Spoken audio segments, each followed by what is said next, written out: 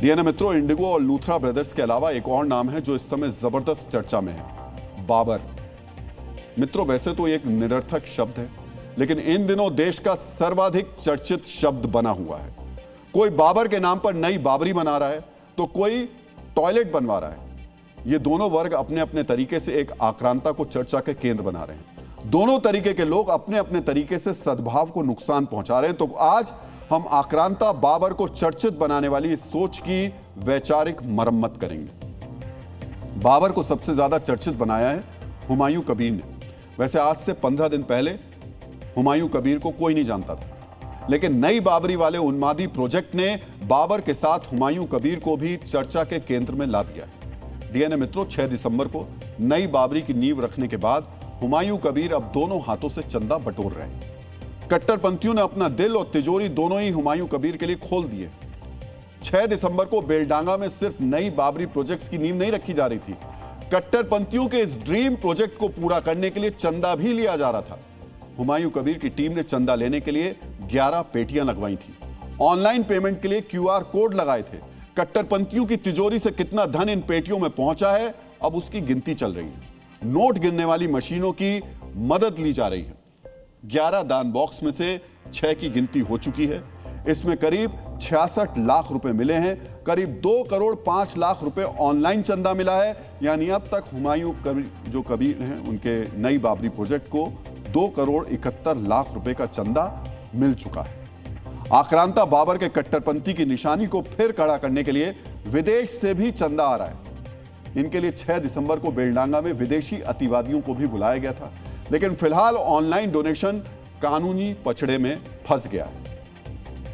अभी तक जो अकाउंट में ऑनलाइन में आया, बेला 12 बजे तक 2 करोड़ 75 लाख कुछ आया 12 बजे तक।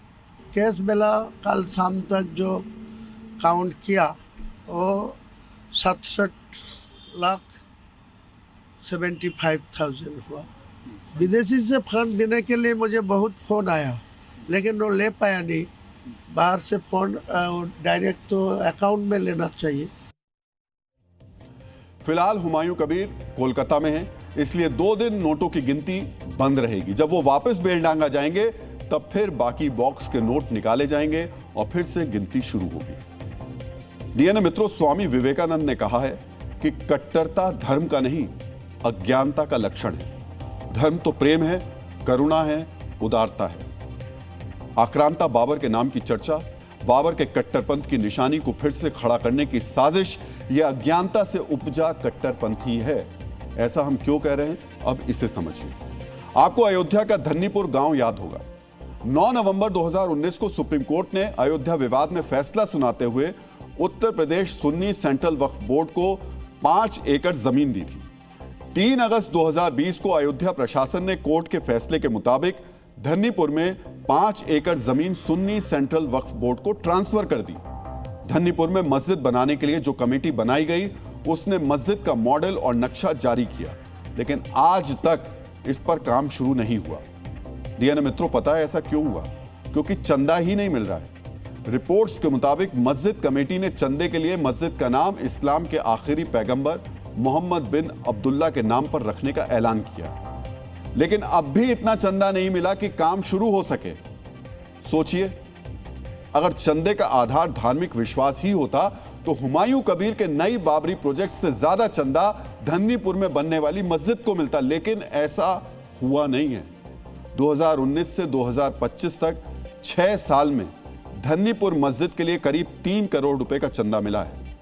वहीं हुमायूं कबीर को नई बाबरी के लिए 6 दिन में ही करीब 2 करोड़ 71 लाख रुपए मिल गए। सोचिए, 6 साल में 3 करोड़ और 6 दिन में 2 करोड़ 71 लाख। और बाकी पैसों की गिनती होनी भी बाकी है। हो सकता है ये पूरी रकम 3 करोड़ को भी पार कर जाए। तो एक तरफ 6 साल में 3 करोड़ और दूसरी ओर 6 दिन में 3 करोड़, यानी जिस मस्जिद के नाम में बाबर नहीं जुड़ा उसे 3 करोड़ रुपए का चंदा जुटाने में 6 साल लग गए। सोचिए, आखिर ऐसा हुआ क्यों? इसकी वजह क्या है? यकीनन वजह धार्मिक आस्था तो हो ही नहीं सकती। डीएनए मित्रों, गुरुदेव रविंद्रनाथ टैगोर ने कहा है कि कट्टरता अंधी होती है, वह सत्य को नहीं केवल अपने विश्वास को देखती है। नई बाबरी प्रोजेक्ट को मिले चंदे के पीछे ये कट्टरता ही है। समझिए कैसे। हुमायूं कबीर ने बहुत ही होशियारी से कट्टरपंथियों के इमोशनल ब्लैकमेलिंग के लिए बेलडांगा में बन रही मस्जिद के नाम में बाबरी शब्द जोड़ दिया, जबकि धन्नीपुर में प्रस्तावित मस्जिद की पहचान को बाबर से दूर रखा गया। हुमायूं कबीर ने अपने प्रोजेक्ट को बाबर से जोड़कर कट्टरपंथियों का भावनात्मक तुष्टीकरण किया। वहीं धन्नीपुर मस्जिद कमेटी ने खुद को बाबर से दूर रखकर सद्भाव वाला कदम उठाया। सद्भाव, शांति, ये शब्द कट्टरपंथियों के लिए वर्जित हैं। इसलिए उन्हें धन्नीपुर की मस्जिद नहीं, बेलडांगा की नई बाबरी लुभाती है।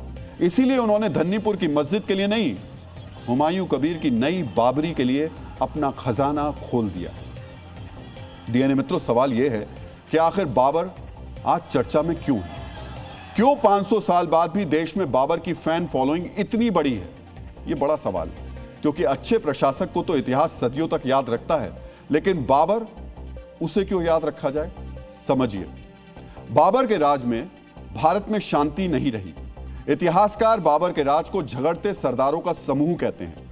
उसके शासनकाल के दौरान बड़ी आबादी आर्थिक तौर पर बदहाल थी। अपने राज को मजबूत करने के लिए बाबर ने बड़े पैमाने पर विरोधियों यानी हिंदुओं की हत्या करवाई। अपनी क्रूरता और कट्टरता दिखाने के लिए बाबर हर युद्ध में जीत के बाद दुश्मनों के सैनिकों की सिर काटकर मुंड मीनार बनवाता था। भला ऐसे क्रूर और कट्टर शासक को कोई सामान्य व्यक्ति क्यों याद करेगा? लेकिन कट्टरपंथी सामान्य नहीं होते हैं। उन्हें सत्य नहीं दिखता है। उन्हें बाबर का हिंदू विरोधी होना, कट्टरपंथी होना ही दिखता है। इसलिए बाबर उनका आदर्श है और इसलिए वो बाबर के कट्टरपंथ की निशानी के लिए दिल खोलकर चंदा दे रहे हैं। ये भारत के सद्भाव और शांति प्रिय समाज के लिए एक बहुत ही बड़ा खतरा है। समाज को नुकसान पहुंचाने वाले वो लोग भी हैं जो विरोध के नाम पर बाबर को चर्चित बना रहे हैं। मित्रों, ऐसे ही कुछ लोगों ने आज भोपाल में सार्वजनिक शौचालय का नाम बदलकर बाबर शौचालय बनाने की नौटंकी की। हाथों में पोस्टर लिए ये लोग प्रदर्शन करने पहुंचे। इन्हें रोकने के लिए पुलिस पहले से ही मुस्तैद थी। पुलिस के साथ इनकी झड़प भी हुई।